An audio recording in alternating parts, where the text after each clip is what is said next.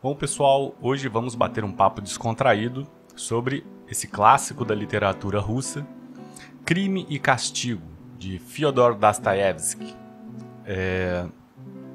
Para mim, particularmente, foi uma obra muito saborosa de ter lido e recomendo muito para você que me escuta que leia a obra, de preferência antes de assistir esse vídeo, né? Não que o bate-papo que a gente vai ter aqui impeça. Claro que eu antecipo que certamente haverão antecipações aqui. A gente vai dar os chamados spoilers, né?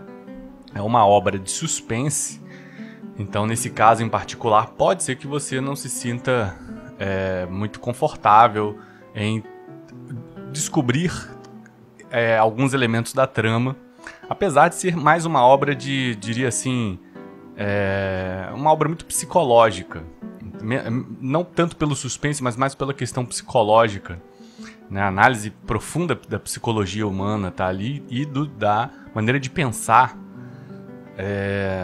ao tempo, né, de Dostoiévski. Então, filosoficamente, se pode tirar muito, muito, né, dessa obra. Então, nesse sentido, talvez seja um pouco raso imaginar que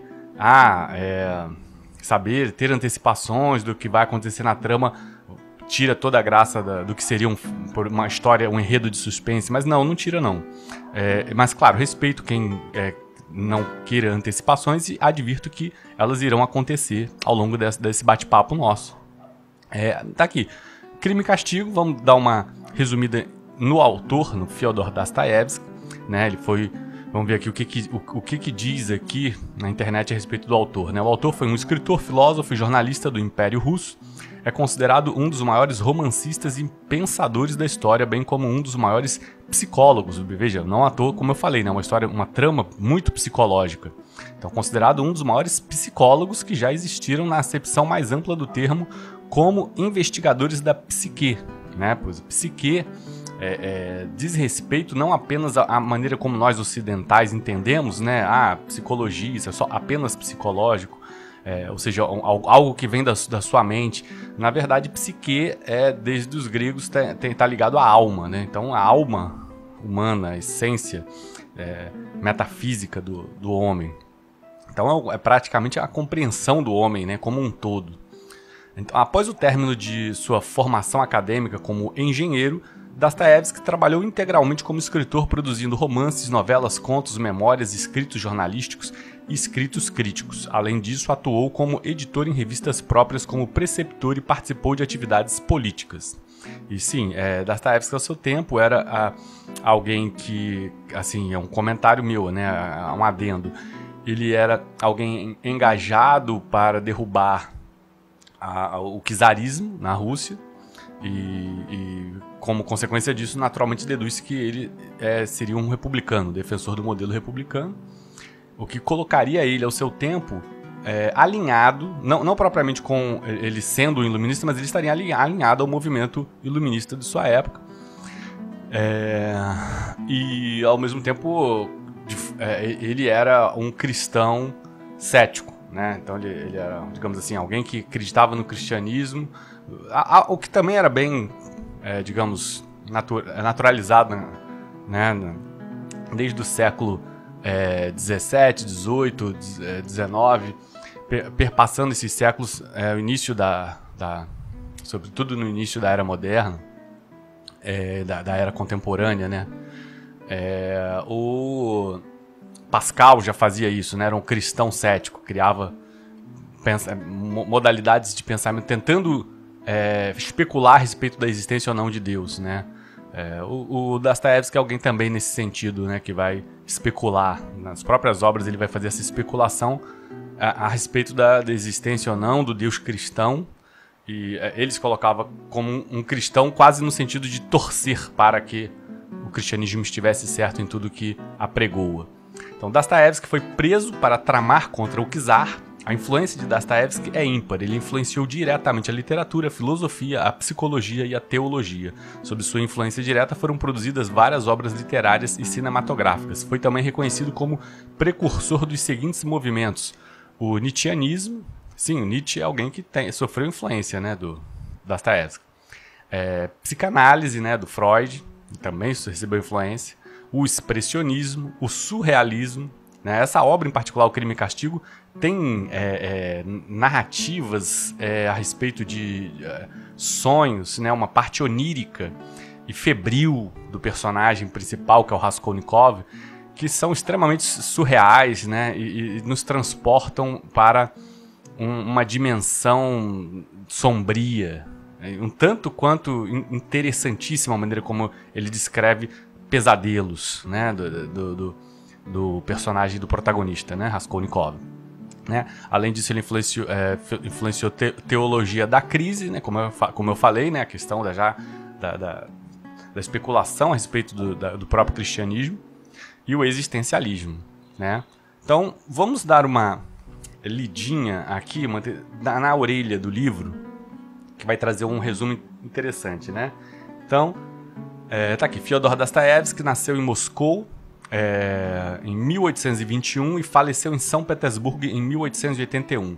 Sua mãe morreu de tuberculose em 1837 e seu pai foi assassinado pelos servos de sua propriedade rural em 1839. Então veja, o pai dele era proprietário de terras, né, na Rússia czarista, e os servos, né, já adentrando aí, poderia-se dizer, né, a luta de classes, né, os servos se revoltaram contra o pai, assassinaram o pai. Em 1843, formou-se na Escola de Engenharia Militar, mas abandonou a carreira no ano seguinte para se dedicar à literatura. Seu primeiro romance é Gente Pobre, em 1846, aclamado pela crítica, preso por pertencer à juventude democrática, que lutava contra o regime autoritário do czar Nicolau I. Foi condenado à morte, né? E veja, essa história é muito interessante, né? Muito interessante da vida do Dostoiévski. Né? Então, olha, veja só, que ele vai contar, né? Já diante do pelotão de fuzilamento, sua pena foi comutada para 4 anos de trabalhos forçados, seguidos de prestação de serviços como soldado na Sibéria. Experiência que originou Recordações da Casa dos Mortos, escrito em 1862. Né? Então, veja que interessante, de frente para o pelotão de fuzilamento, já aceitando a morte como um fato, né, ele teve a pena comutada, né, e frisa-se, né, quem aliviou aqui essa pena foi o czar, que era a figura contra a qual o Dostoiévski se engajava em lutas ideológicas e políticas. Né. A pergunta que eu faço e suscito é: será que se fosse um movimento revolucionário republicano, haveria a reversão dessa pena? A atenuação, né? Será que foi assim que foram, por exemplo, na França, os revolucionários trataram os clérigos, né? Tendo um pouco de piedade com relação a eles?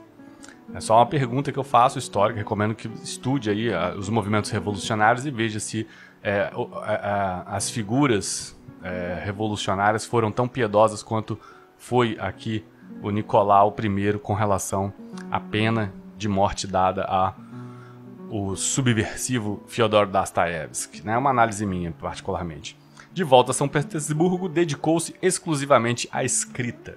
Né? Então, o livro aqui, Crime e Castigo, influenciou, eu costumo falar, sempre que eu falo desse livro eu falo isso, ele influenciou também cinema contemporâneo, filmes como Festim Diabólico, do Alfred Hitchcock, um excelente filme, clássico do cinema. Recomendo que assista esse filme, muito bom. Sem dúvida é um filme muito influenciado aqui por essa obra Crime e Castigo. Então esse é o segundo romance de Dostoiévski, escrito por seu exílio de 10 anos na Sibéria. Crime e Castigo é considerado o primeiro grande romance de seu período de escrita, considerado maduro, entre aspas. Né? O romance é frequentemente mencionado como uma das maiores obras da literatura universal. O romance se baseia numa visão sobre religião e existencialismo, com um foco predominante na ideia de atingir a salvação por meio do sofrimento, ao que o autor envolve algumas questões acerca do socialismo e do niilismo. O Dostoiévski vai ser extremamente lúcido, apesar de estar ali engajado em relação a uma ruptura política em relação ao czarismo, ele vai ser extremamente lúcido em relação a questão das ideologias de seu tempo e o quanto essas ideologias estavam permeadas e contaminadas por uma fragilidade moral e por parte dos próprios homens que carregavam essas bandeiras, né? E também, sim, sem dúvida, o niilismo vai estar presente muito forte, sobretudo no protagonista Raskolnikov, mas não só nele. A gente vai ver que existe toda uma atmosfera nihilista em São Petersburgo, tratado por Dostoiévski nessa obra aqui do Crime e Castigo. Então vamos falar do enredo aqui, vamos dar uma resumida, ler aqui o que seria o enredo, um resumo dessa obra para você que ainda não leu, né? O personagem principal, apesar de ex-estudante de direito, que é um jovenzinho, um rapaz jovem que estuda direito, largou a faculdade, né? É um homem extremamente pobre e que vive angustiado pela sombra de fazer algo importante.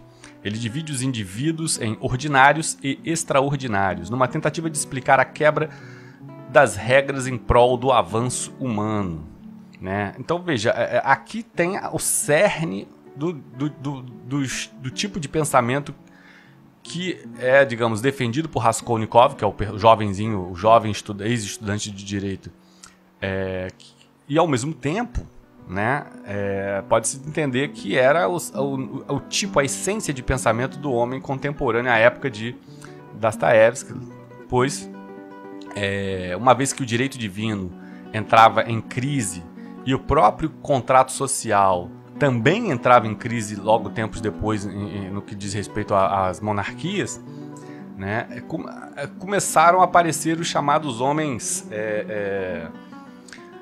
homens que apenas o poder o magnetismo de liderança impunham por força e coerção a sua oponência, né? Havia uma crise da autoridade estabelecida, da legitimação dessa autoridade, e uma vez que isso aconteceu, a gente viu, por exemplo, na França, ruir a degola do monarca, né, do Luís XVI, o que se estabeleceu foi uma espécie de instabilidade na legitimação do poder. E, naturalmente, quando isso ocorre, o Edmund Burke, alguém que fala sobre isso, antecipou isso, né, na obra Reflexões sobre a Revolução na França, ele fala que, numa situação dessa, o primeiro homem que tiver o controle das armadas vai assumir o poder, e, de fato, isso se sucedeu praticamente 100 anos depois com Napoleão Bonaparte. E Napoleão Bonaparte é, sem dúvida, a figura central que vai inspirar a forma psicológica como pensa Raskolnikov na obra Crime e Castigo. Pois se existem esses homens que sobre eles não paira absolutamente nenhuma legitimidade, seja teológica, seja sanguínea, né, mas simplesmente pela capacidade magnética, pode-se dizer, de forçar os demais a criar sobre ele, né, uma teia de obediência, vamos dizer assim, foi o que aconteceu com Napoleão Bonaparte, e a gente sabe, posteriormente, outros líderes fizeram isso, inclusive na própria Rússia, né? Se esses homens podem tudo, podem matar, não existe nenhuma análise ética sobre eles, se eles matam impunemente, como de fato fizeram, então a filosofia, a maneira de pensar do Raskolnikov é a de que existem homens que são superiores e que podem tudo, né? A esses homens tudo é permitido, né? Essa é a lógica tirada de Dostoiévski na atmosfera que circundava São Petersburgo de sua época, né? E ele colocou isso na mente, na psique do protagonista, né? Então aqui, continuando, seguindo esse preceito, o personagem planeja e concretiza em meio a uma luta com sua consciência a morte de uma agiota. Bom, veja, se ele, o Raskolnikov, né, pensava dessa forma, que existem indivíduos que são ordinários e os que são extraordinários, ele precisava testar e saber descobrir se ele mesmo era um extraordinário, se ele tinha o direito de matar e sair impune em relação a isso. E de fato é o que ele efetiva, uma morte gratuita apenas para testar a si mesmo e a sua extraordinariedade, vamos dizer assim. Então, antes de fugir da cena do crime, porém, Raskolnikov também comete, a contragosto, levado apenas pela situação de surpresa, o assassinato de Lisavieta, irmã da velha agiota, pois ela havia aparecido no local inopinadamente, né? Então, assim, ele resolve gratuitamente matar uma agiota sem nenhum motivo aparente, apenas porque ela era uma mulher insignificante e ele precisava provar para si mesmo que ele era tão extraordinário quanto os líderes que se apresentavam à sua época, né, como ícones, como ídolos, né, e nesse sentido ele resolveu experimentar, mas durante o ato do crime ele se surpreendeu com a visita da irmã da agiota, a Lisavieta. E essa personagem acaba, ao flagrar o Raskolnikov na cena do crime, acaba tendo que ela também ser assassinada, né? O Raskolnikov acaba cometendo um homicídio duplo, que não havia sido planejado, não havia sido premeditado. Então isso pode ter sido um dos fatores que criou uma espécie de adoecimento da psique do protagonista. Pode ser um dos fatores que agravou o quadro, que a gente vai ver isso vai acontecer. Um detalhe também nessa obra é a questão dos nomes, tá? Não só pelo fato de eles serem russos, muitos desses nomes, o Dostoiévski vai tratar por nome e sobrenome, e isso torna algumas vezes um tanto quanto complexo você memorizar todos esses nomes, que são nomes pela natureza difíceis de serem memorizados. Além disso, ele vai tratar, às vezes, pelo nome, às vezes pelo sobrenome e às vezes pelo apelido, né? Então, ficam 3 nomes rodando para o mesmo personagem e, por vezes, você fica meio perdido, né? Então, só um adendo aqui. O Raskolnikov rouba algumas joias, mas não chega a usufruir desse ganho, sentindo-se arrependido em terras sob uma pedra. Então, veja, o fato do Raskolnikov roubar da agiota aquelas joias, mesmo que ele fosse pobre e estivesse precisando de dinheiro, mas a verdade, no fundo, e isso vai ser revelado ao longo da trama, ele não assassinou a agiota para roubar. Na verdade, ao fazer isso, ele criou, na cena do crime, um motivo, né? Pois se fosse motivo gratuito, isso poderia, de alguma forma, pesar contra ele. No entanto, o fato de ser por motivo comum de roubo, isso poderia, de alguma forma, despistar as investigações, pois não se poderia pensar que um rapaz de família, por mais pobre que fosse, mas ex-estudante universitário, pudesse precisar matar uma agiota para roubar, né? Então foi sim, pode-se entender sim como dos cuidados premeditados do Raskolnikov em produzir na cena do crime algo que despistasse, né, o fato dele levar essas joias. Tanto é que logo depois ele joga joias, enterra joias, ele realmente não precisava daquelas joias, né? Após tal fato e seus desfechos, o romance relata de maneira detalhista os dramas psicológicos sofridos pelo autor do homicídio. Então sim, eu recomendo muito, é delicioso você ler essas partes mórbidas, febris, adoecidas, esses delírios, né, do Raskolnikov, né, que ele vai adoecendo fisicamente e psiquicamente, né, por conta, pode-se dizer por conta da culpa pelo que fez, né, e vai se, digamos assim, se complicando dentro das investigações por uma questão de orgulho, né, que a gente vai ver isso vai acontecer também. Mas a descrição da São Petersburgo,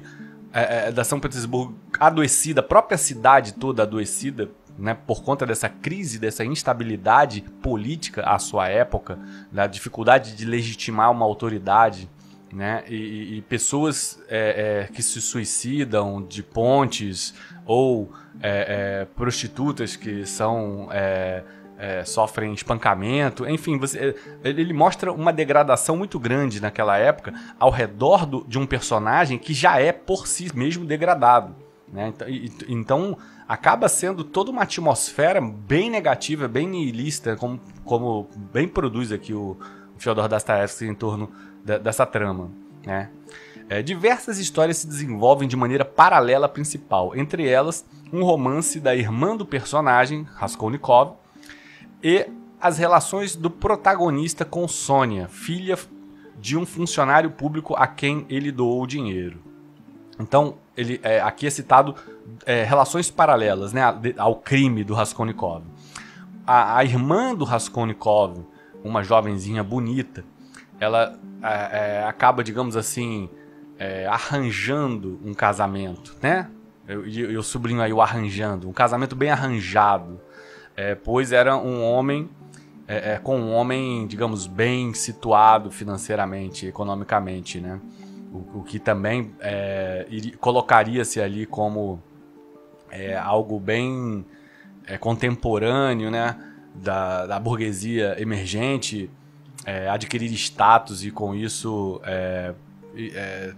poder também usufruir desse chamariz da hipergamia feminina, né? E isso fere o orgulho do Raskolnikov, porque o Raskolnikov é um jovem estudante, ele é inteligente, sem dúvida nenhuma. O livro mostra que ele é uma figura inteligente e ele sente, de certa forma, que essa postura hipergâmica da irmã, muito incentivada pela mãe dos dois, é uma forma de prostituição, né? Não deixa de ser isso, né? Um casamento por interesse, né? Por conveniência. Não era aquele homem burguês emergente que a Sônia iria efetivamente ter algum interesse. Então vai ser uma relação conflituosa, esse casamento da irmã.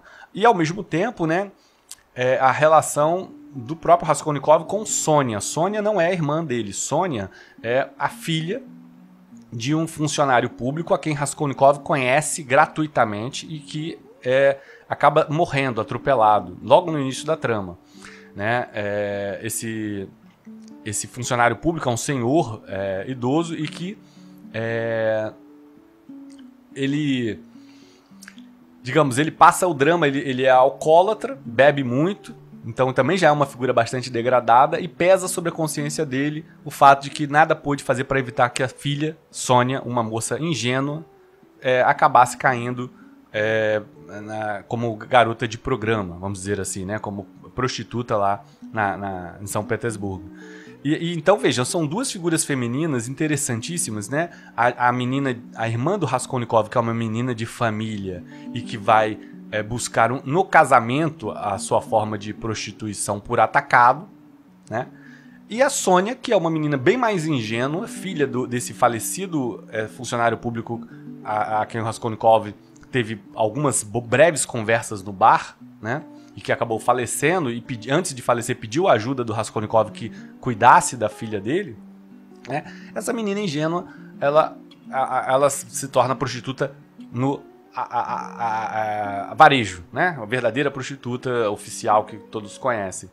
Então são duas mulheres que têm que, digamos, se sujeitar a essa sociedade, né? Essa forma de composição social em que de fato elas não tinha outra opção para nenhuma delas a não ser alguma forma de sujeição à questão econômica, né? E bem posto também à luz da maneira como a contemporaneidade agia sobre as relações homem-mulher naquela época, né? Até hoje, né? Então, apesar de investigar Raskolnikov, a polícia termina por prender um inocente que se intitulou culpado devido à pressão que sofria. Então, isso também é muito interessante na obra, né? Porque o Raskolnikov sabe que matou, mas no meio dos delírios e do estado febril que vivia, ele parece um sonho, né? Aparece alguém que diz que matou a pessoa que, na verdade, o próprio Raskolnikov havia matado, né? Isso cria mais ainda, cria um estado de alívio inicial, mas logo em seguida cria mais confusão ainda, né? O Raskolnikov fica, pô, mas por que alguém iria assumir um crime que fui eu que fiz, né? Bom, então ele continua. Entretanto, o personagem, por fim, confessa o crime que cometera. Veja, aqui eu já estou indo lá para o final, já falei, né, que ia dar antecipações, né? Ele acaba confessando o crime que cometera. A confissão deveu-se principalmente à enorme influência de Sônia, que antes disso compartilhava com Raskolnikov a descrição da ressurreição de Lázaro contida no Novo Testamento. Então Sônia, veja, o Dostoiévski teve esse cuidado de fazer sobre o personagem da Sônia, que é a oficial prostituta, filha, né, do funcionário público, e que, digamos, se torna a musa do Raskolnikov, né, paira sobre eles uma relação afetiva forte, de proteção, enfim, e paira sobre ela, né, ela é a única personagem ali que representa alguma limitação cristã em relação a todo o niilismo que cercava e a todo o convenientismo, vamos botar assim, né? As buscas pelo que é conveniente dentro de uma visão mais mercadológica, né? Que acontecia na contemporaneidade. Então a Sônia, ela é a limitação moral. Logo, a prostituta é, digamos, o pilar conservador da obra. Veja, é exatamente isso que eu diria, né? O pilar conservador da obra advém da prostituta. E ela é quem cria alguma espécie de chão para o Raskolnikov. O Raskolnikov estava flutuando, sem nenhum alicerce, né? Um personagem ali que estava... tudo para Raskolnikov todos os valores passavam por alguma espécie de contestação, de relativismo. É muito relativizado, todos os valores acabam sendo muito relativizados e ele estava sem parâmetros, né, sem freios morais. E quem traz para ele um pouco desse refreamento moral acaba sendo a Sônia prostituta, veja só que coisa, né? E no decorrer da história, o Raskolnikov conta a Sônia sobre o crime que cometeu e sua irmã fica sabendo por uma terceira pessoa que ele havia feito. Visto o fato, o tamanho do crime que ele cometera e as pessoas que sabiam e desconfiavam do ocorrido, mais parecia que não eram as pessoas que o importunavam, mas sua consciência que sufocava, esfacelava seu íntimo. Mostras de que ele não fazia parte do que considerava chamado grupo dos homens extraordinários, como Napoleão Bonaparte, né? Ele fez o teste com ele mesmo, mas ele não passou, vamos dizer assim, né? Porque ele não conseguiu.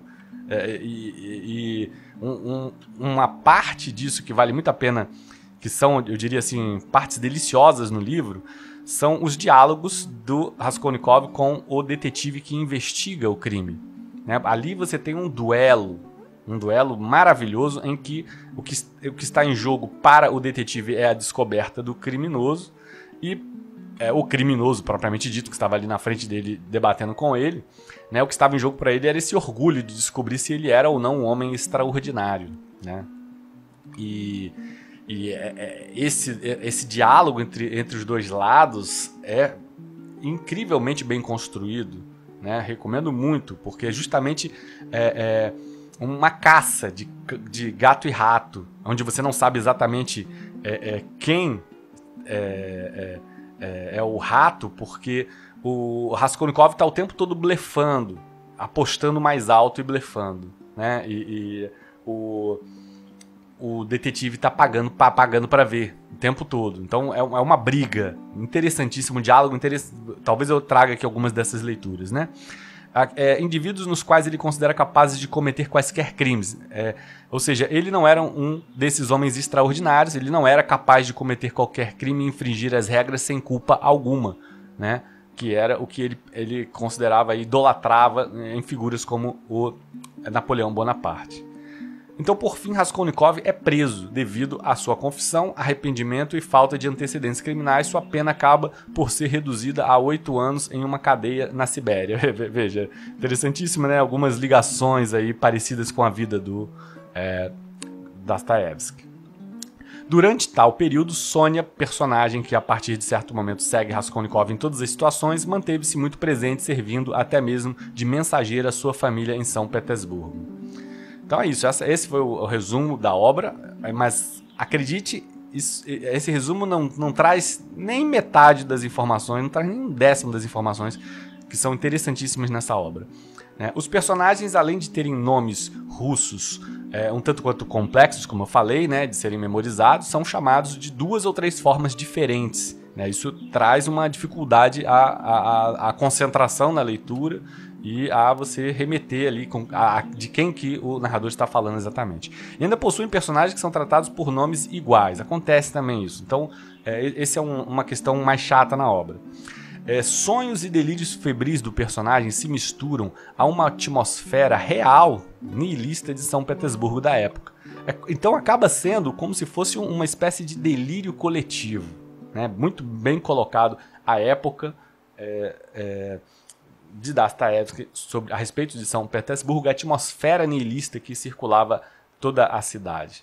Né? E em parte pode-se entender sobre essa questão do contexto, a crise de autoridade, o rompimento. Veja, é muito interessante esse reconhecimento por parte do Dostoiévski em relação à atmosfera, pois ele era engajado em romper com o czarismo, em parte porque vem um adendo meu de teoria política, né?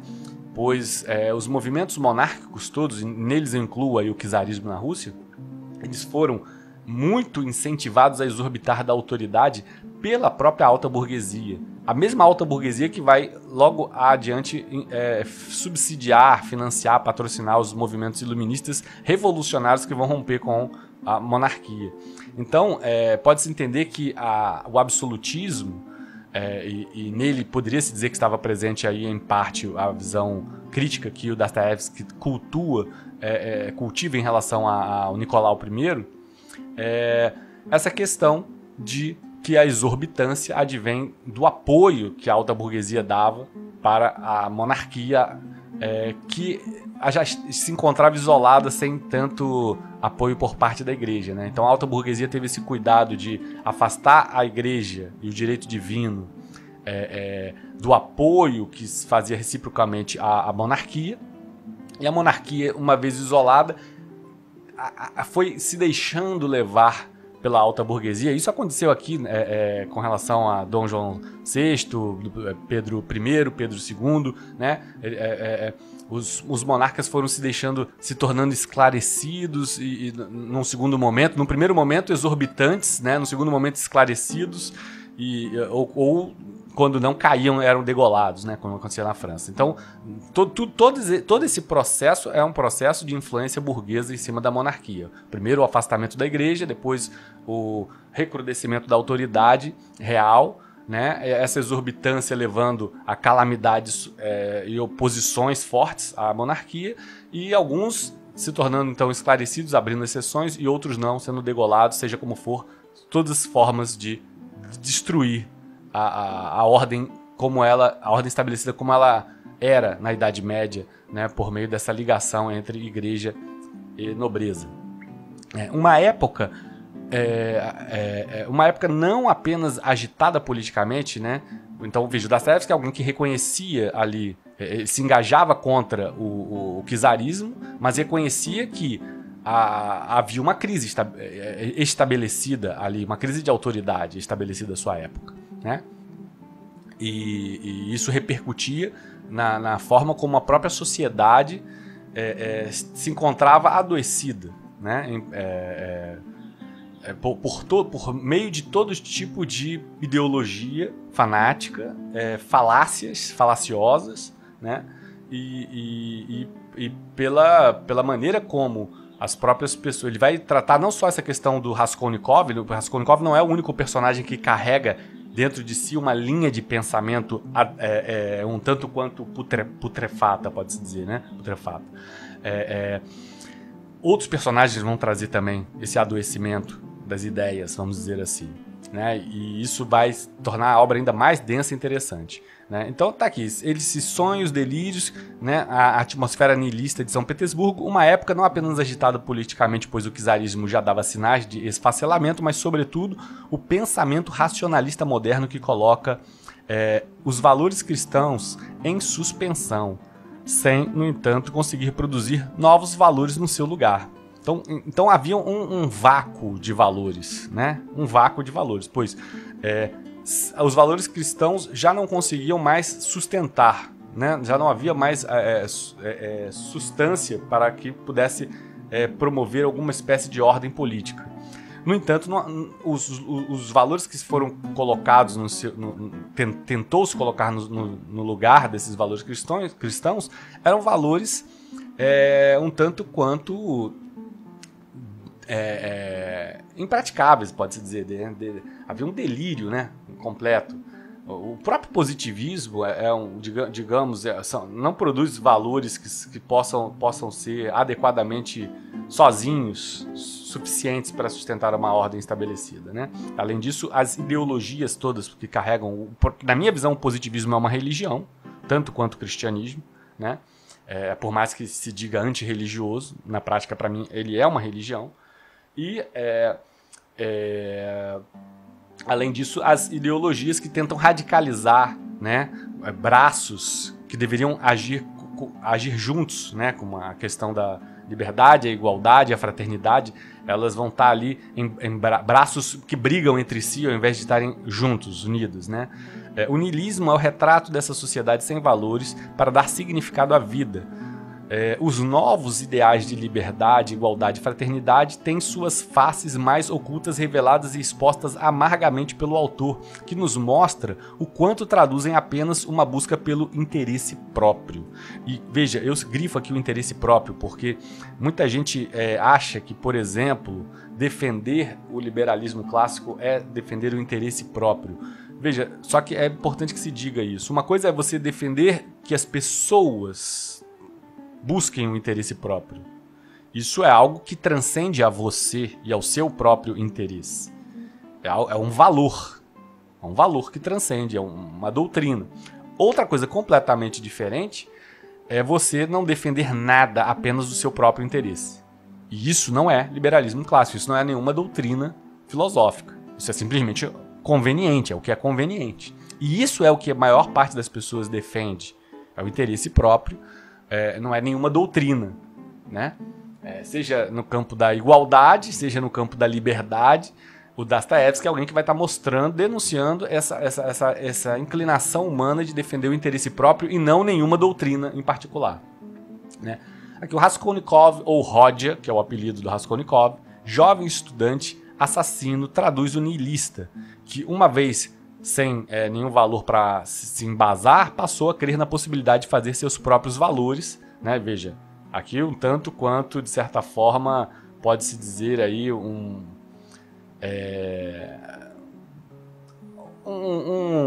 asterisco que a gente fala em relação à filosofia nietzschiana do super-homem, o homem que faz seus próprios valores, né?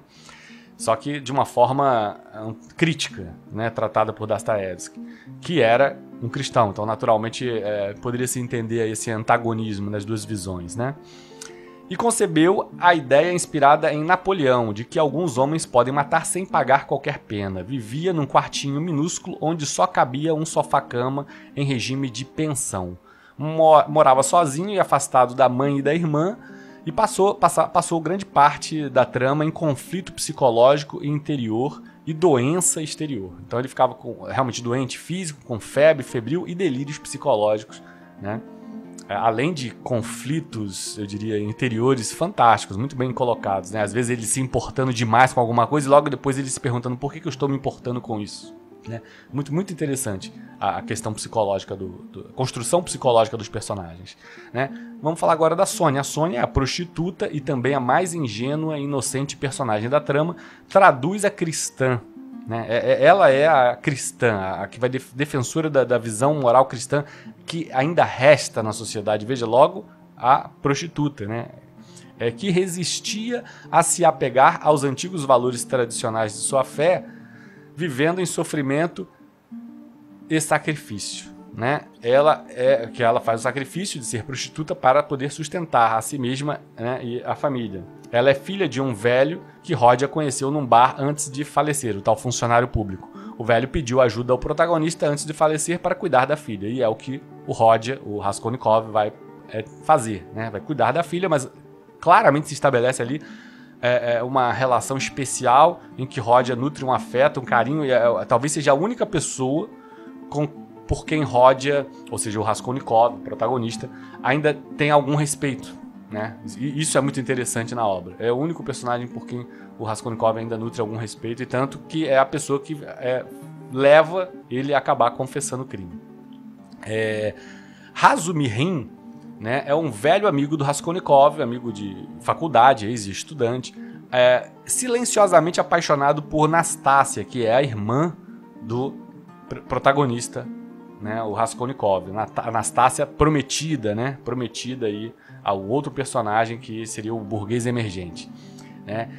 Vivia o Razumihin, que é o amigão do Raskolnikov, ele vivia na farra e sempre mantinha um bom astral, um tratamento lisonjeiro às damas da família. Enfim, era um bom vivant, alegre, piadista, um personagem, digamos que vai tentar trazer aí tentar levantar um pouco a atmosfera da obra. A atmosfera da obra é pesada, é carregada, ele vai estar sempre ali trazendo alegria, tentando amenizar, né, as coisas. O Zosimov é o médico e amigo do protagonista, né? O Zosimov junto com o Razumihin estão ali sempre cercando o Rodya, né? O Raskolnikov, né? Estão sempre cercando o Raskolnikov para proteger ele. O Zosimov é um amigo e médico também, né? E que faz visitas para acompanhar a sua frágil condição e que também tenta impressionar, digamos, as damas da família do protagonista, né? A mãe e a irmã do Raskolnikov, né? A Nastácia, né? Porque a irmã do Raskolnikov é uma jovem muito bonita. E, naturalmente, ali, tanto o Razumihin quanto o Zosimov vão ficar de olho na irmã do Raskolnikov. Né? Agora, finalmente, a Dunya, ou Nastácia... bom, é o que eu te falo, né? Os nomes não são muito agradáveis. Dunya, ou Nastácia Avdotia Romanovna, né? É muito chamada de Dunya ou de Nastácia. Ela é a irmã do protagonista, prometida a casar com o empresário burguês emergente, né? Que é alguém que vai defender, pelo menos no discurso, o liberalismo clássico, mas que a gente vai ver, né? Ele na prática é mais alguém que está defendendo o interesse próprio e não necessariamente nenhuma doutrina, né? Pulcherrima Alexandrovna, a mãe de Raskolnikov, né? Sofrida e sempre preocupada com o filho, né? Ela carrega uma relação de medo e culpa em relação ao filho. Isso é bem interessante também. Razumihin sempre tentando amenizar o peso dessa relação entre mãe e filho, quer dizer, o amigão lá alegre, bom vivant, tentando amenizar esse peso, porque é uma relação pesada de mãe com filho, inclusive porque há uma reprovação moral por parte do Raskolnikov em relação à mãe, no que diz respeito à forma como ela encaminhou e conduziu a própria filha para um casamento de conveniência, né? O Raskolnikov é alguém que guarda essa mágoa profunda da mãe. E mostra que ali não tem valor nenhum. Se uma mãe é capaz de certa forma fazer uma prostituição por atacado da própria filha, é porque ninguém ali tem moral, nenhuma autoridade para nada, né? É um pouco isso, o choque, a briga ali entre mãe e filho, né? O Razumihin sempre tentando amenizar o peso dessa relação entre mãe e filho, despreocupando-a, mas ela desenvolve medo e culpa a respeito do comportamento doentio do filho, que fica frio, indiferente e repulsivo com relação a ela. Então, assim, sim, você sente um peso na relação de mãe e filho ali. E chegando a mãe ter medo do filho, veja, né? O filho ele entra num estado de delírio e de raiva do mundo tão grande com relação a tudo, com relação a essa fragilidade moral das pessoas, que ele chega a despertar medo na mãe, né? Agora sim, vamos falar do Luzin, ou Porfírio Pietro Petrovich, né, que é, enfim, um empresário liberal, né, o burguês emergente, que durante a história se torna um inimigo mortal do protagonista Raskolnikov, né, porque justamente ele que é o prometido aí para receber a mão da irmã do Raskolnikov, Anastácia, né. Então, que não quer deixar a irmã, o Raskolnikov não quer deixar a irmã para o sacrifício de casar-se por interesse. Então, essa é o motivo da briga, do atrito entre o Pietro Petrovich, ou o Luzin, né, com o Raskolnikov, ou, né, o Rodya, né. Agora vamos falar do Andrei Semyonovich Lebeziatnikov, né, os nomes não são muito bons. Então, geralmente tratado por Lebeziatnikov, o Lebeziatnikov digamos, se ele coloca do Pietro Petrovich a figura do burguês emergente, que vai defender pelo menos no discurso o liberalismo clássico, o Lebeziatnikov é o amigo do Pietro Petrovich, mas é o funcionário do ministério, vejam, funcionário do ministério, amigo do Luzin, né, que foi seu tutor no passado, mas que incorpora a visão socialista, né, progressista socialista, mais socializante, vamos dizer assim. Também no discurso, um tanto quanto mostrado, né, essa dificuldade do homem abraçar efetivamente uma doutrina. As coisas apenas saem da boca dele, mas ele no fundo apenas defende o interesse próprio, né? Então, o Lebezhennikov, alguém que, por exemplo, né, vai defender no discurso, né, ele vai defender a liberdade sexual das mulheres, né, o fim, o rompimento com a família, como é tradicional a defesa dos socialistas. E o amigo dele vai debochar dele, o Petro Petrovich, falando: você só está defendendo isso porque você quer pegar a fulana, né? Enfim, né? Mostra que no fundo todos estão carregando apenas o interesse próprio, não tem nenhuma doutrina que alguém esteja realmente defendendo seriamente ali, né?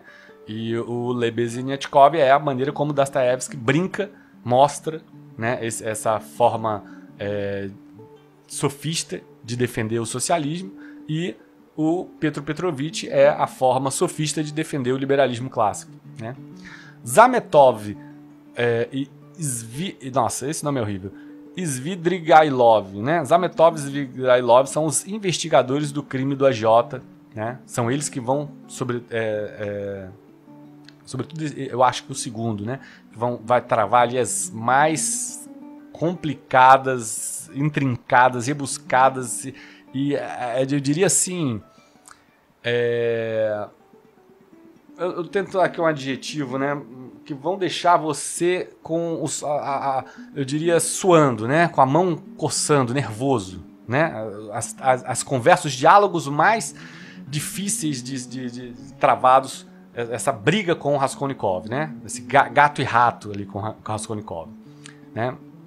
Bom, a investigação do crime se recontorce com diálogos de arrepiar entre o investigador e o assassino. Mesmo sem nenhuma única prova ou evidência, gradativamente o protagonista vai, por orgulho e para testar seus próprios limites, oferecendo a história gratuitamente ao investigador, que vai aumentando seu interesse e suas suspeitas na conversa do Raskolnikov, né?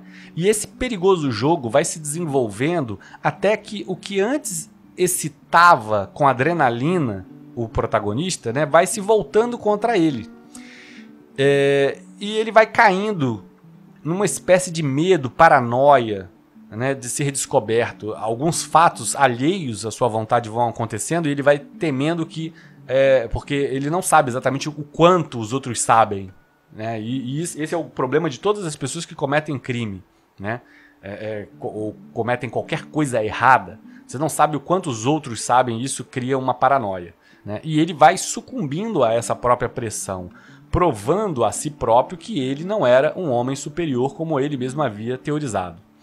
Então, esse é o jogo de caça e rato, gato e rato, né?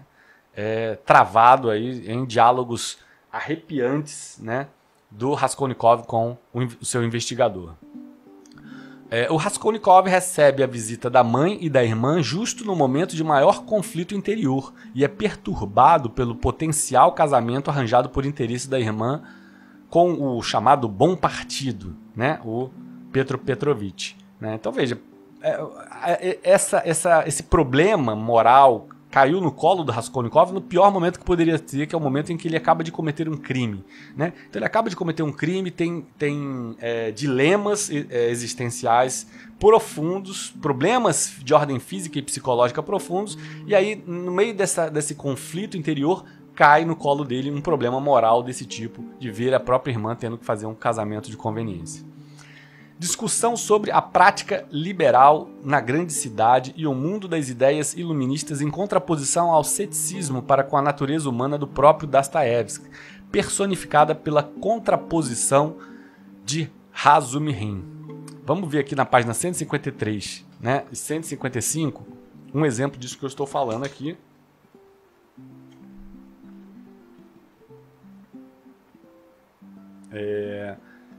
Então tá aqui. Essa discussão sobre a visão prática, né, do liberal da grande cidade e o mundo das ideias iluministas, em contraposição ao ceticismo para com a natureza humana e do próprio Dostoiévski. Aqui vem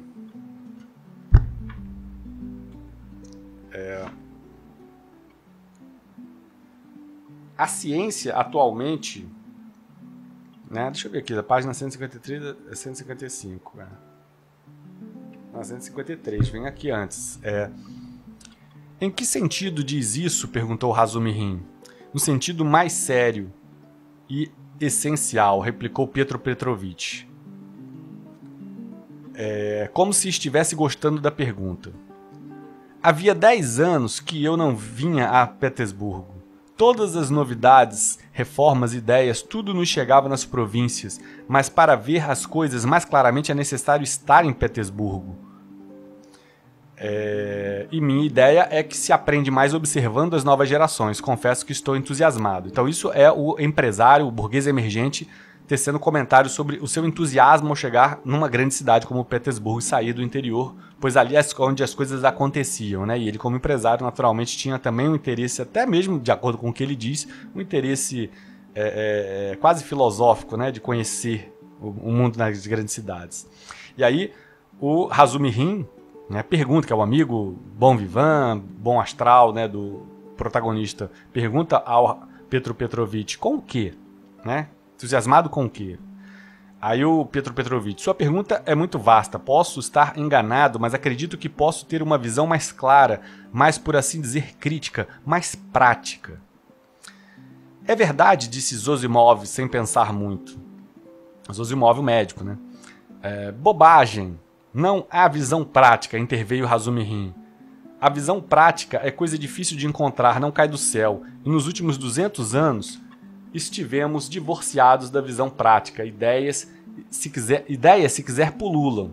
Né? Então, justamente aqui a visão colocada aqui na boca do Razumi Rin, que na prática as coisas não eram que eram defendidas na teoria. Né? Ideias pululam, mas visão prática não há. E aí o Pietro Petrovitch vai replicar, vai dizer, não concordo com você.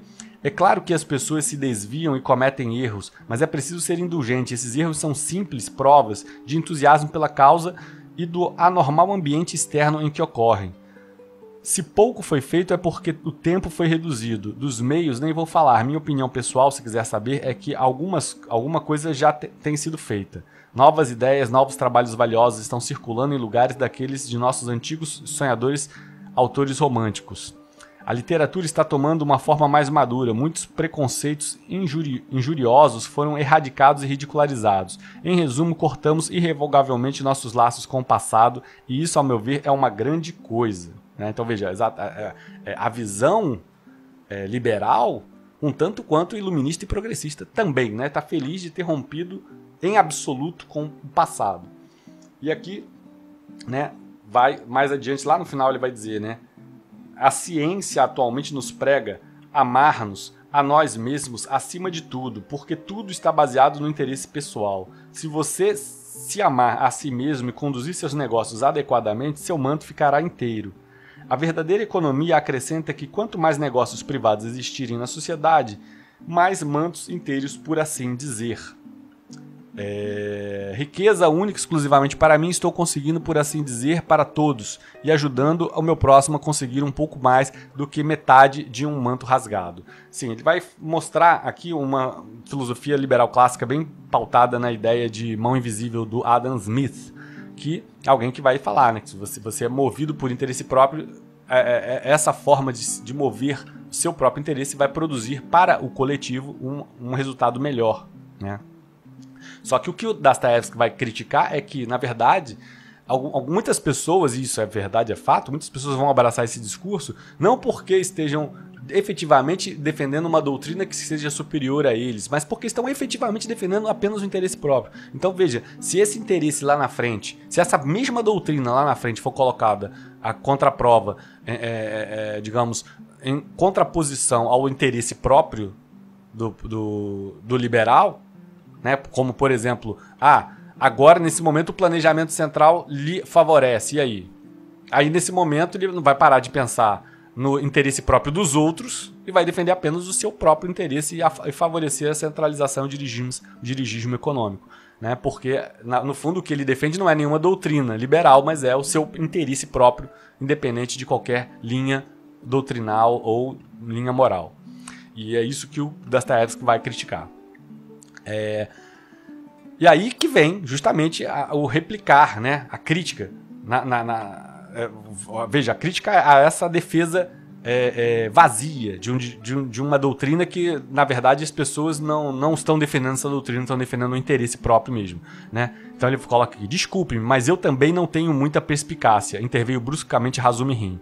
Por isso vamos acabar por aqui. Eu comecei essa discussão com um objetivo, mas nos últimos 3 anos fiquei tão enojado com essas conversas vazias, com essa incessante enxurrada de lugares comuns, sempre a mesma coisa, que por Júpiter fico envergonhado quando outras pessoas falam desse jeito. O senhor naturalmente está ansioso para exibir seus conhecimentos e não o censuro, é totalmente perdoável. Eu só queria descobrir que tipo de homem o senhor é, porque ultimamente tantas pessoas inescrupulosas se bandearam para o lado da causa progressista e distorceram em favor de seus próprios interesses tudo o que tocaram, que a causa inteira tem sido arrastada para o lamaçal, e já chega. Então veja, aqui uma visão extremamente lúcida do Dostoiévski a respeito do que se convertia o movimento progressista, que ele mesmo, em pessoa, abraçava, né, mas que se convertia por conta dessas defesas vazias, seja no campo do liberalismo, seja no campo do socialismo. Os discursos eram vazios, né? Pois quem defendia liberdade apenas enquanto isso fosse conveniente, e quem defendia igualdade também defendia isso apenas enquanto isso fosse conveniente, né? Então, na verdade, o que as pessoas estavam defendendo era a conveniência, e nenhuma doutrina em particular. E aqui, no caso, ele orientou, essa parte do livro é orientada para a crítica ao liberalismo, né? Defendido dessa forma. Agora vamos falar aqui da ausência da influência da moral cristã na página 156 e 157. Né? Veja, o resultado da ausência da influência da moral cristã. Vou botar aqui. Para não falar do fato que a criminalidade está aumentando muito entre as classes mais baixas nos últimos 5 anos, para não falar dos roubos e dos incêndios dolosos em toda parte, o que mais me impressiona é que também nas classes mais elevadas a criminalidade está aumentando na mesma proporção. Num lugar, é um estudante que assalta uma carruagem do correio na estrada. Em outro lugar, os indivíduos de respeitável posição social forjam cédulas falsas. Ultimamente, em Moscou, uma gangue inteira foi presa e que costumava forjar bilhetes de loterias falsos. Em um dos falsários era um professor de história universal. Veja, um professor de história forjando, né? Aplicando golpes. E se essa velha senhora, a usurária, tiver sido assassinada por alguém de uma classe mais elevada da sociedade, pois camponeses não têm joias para penhorar, como vamos explicar essa desmoralização da parte civilizada da nossa sociedade? Ele está mostrando que a preocupação da crise moral ela fica maior a partir do momento que ela pega as classes mais altas, que a quem deveria caber aí um exemplo, né? E aí vem, há muitas mudanças das condições econômicas, comentou Zosimov. Mas como explicá-lo, interveio Razumi Rin? Poderia ser explicado por nossa inveterada falta de senso prático? Né? Veja, não é uma pergunta, ele afirma, né? Poderia ser explicado por nossa inveterada falta de senso prático. Sim, pela falta, aqui um adendo meu, né? Pela falta de colocar em prática aquilo que defende, né? Até as últimas consequências. Ou refreamentos de ordem moral, né? Para que houvesse, de alguma forma, um refreamento dos crimes, né? Como colocado aqui.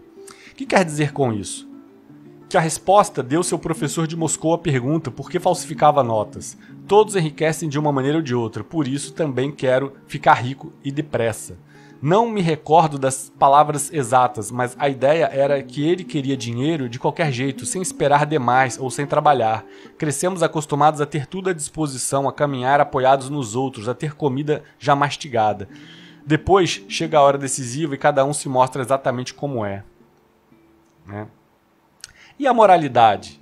Mas por que se preocupa com isso? Interveio Raskolnikov. Veja o posicionamento do relativista em absoluto. Veja, eu não critico o relativismo moral até certo ponto, mas quando você tem um relativismo absoluto, é criticável. Chega ao ponto de dizer, e a moralidade? Mas para que se preocupa com isso? Ora, desenvolva logicamente a teoria que está defendendo há pouco e segue-se que se pode matar pessoas, né? Veja, logo falando isso, logo para quem, né? Para quem havia acabado de assassinar uma senhora, né? Mas há um limite para tudo, continuou Luzin com arrogância. As ideias econômicas não são um incitamento ao assassinato. Sim, e aí ele tem razão, né? Por mais que ele seja um safado que defende o interesse próprio, ele tem razão, que a doutrina não prescreve que por você vai ter liberdade para matar, né? Isso não é prescrito em nenhuma doutrina. Mas antes eu quero fazer um adendo aqui sobre isso. Veja, a partir do momento que a moral cristã não está ali para refrear, para apresentar, por exemplo, uma visão de juízo final, vamos dizer assim. Não há juízo final, você faz... Naturalmente as pessoas começam a pensar, bom, eu não sei nem, eu não creio em Deus, então eu não creio numa vida pós-morte, não creio em juízo final. Naturalmente o que eu tenho é uma vida limitada, um período curto de tempo em que eu tenho que aproveitar o máximo possível. Por que eu vou respeitar alguma linha moral? Né? Aquela velha pergunta do se Deus não existe, tudo é permitido? Né? É essa questão. Né? Então, por que eu vou respeitar alguma linha moral? Por que eu não vou matar se isso pode me permitir viver melhor nos próximos anos seguintes? Né? A sociedade inteira estava vivendo sobre essa crise moral. A partir do momento em que muitas pessoas, infelizmente eu digo isso, muitas pessoas precisam de um refreamento teológico, religioso, para não cometer crimes. Eu não me situo, entre elas, não sou uma pessoa religiosa, costumo falar isso, né, mas algumas pessoas não diriam, eu não vou matar porque isso me causa um constrangimento moral a mim mesmo, isso me deixa mal, eu não quero fazer ao outro aquilo que eu não faria a mim mesmo. Né? Muitas pessoas não pensam assim, pensam, eu não vou matar porque eu vou pro inferno. Mas se o inferno não existe, se Deus não existe, se nada disso existe, então por que eu não vou matar se dali eu posso roubar o dinheiro e viver melhor? Né? Então, essa crise moral que a sociedade inteira estava vivendo a partir do momento que se começou a atacar a construção religiosa do seu tempo, né, para modificar a composição política da época. E aqui o liberal, o Luzin, né, o Petro Petrovich, vai defender a doutrina, né? Mesmo que de boca ele vai defender, vai dizer, olha, ninguém aqui está defendendo assassinato, a doutrina permite liberdade, mas há limite para tudo. E aí continua. Mas é verdade, interveio uma vez mais de súbito Raskolnikov com voz trêmula de raiva e deliciando-se em insultá-lo. É verdade que o senhor disse à sua noiva, na mesma hora do consentimento dela, que o que mais lhe agradava era o fato de ela ser pobre, porque era melhor ter uma esposa que tivesse vivido na pobreza de modo que o senhor poderia ter total controle sobre ela e tratá-la ao seu bel prazer por considerar-se benfeitor da própria? Então veja, né? Um checkmate no liberal. De fato, o Raskolnikov, que vai estar incorporando aí o nihilista extremo, o relativista extremo, né, dando um checkmate no sofista liberal que defendia a doutrina liberal, mas que na prática defendia apenas o interesse próprio. Né? E veja, um exemplo é isso, se aproveitar da pobreza da mulher para dominá-la, controlá-la. Né? Isso não é defender liberdade, claramente. Quem defende liberdade para o outro. Não defende liberdade só para si mesmo, né? Esse é um canal de estudos e reflexões. Se você gosta do nosso conteúdo, aprecia a filosofia, a arte e busca autoconhecimento, você não precisa continuar isolado. Convidamos você a participar do nosso grupo de estudos e amizade. Aproveitamos a oportunidade para indicar o nosso blog. Os links dos grupos e do blog estão disponibilizados no campo de descrição. Agora, você pode assistir os nossos vídeos sobre um mesmo autor ou assunto em sequência. Todo o nosso conteúdo se encontra organizado em nossas playlists. Confira já. Amplo espectro, estudos e reflexões, tendo a cultura como prazer.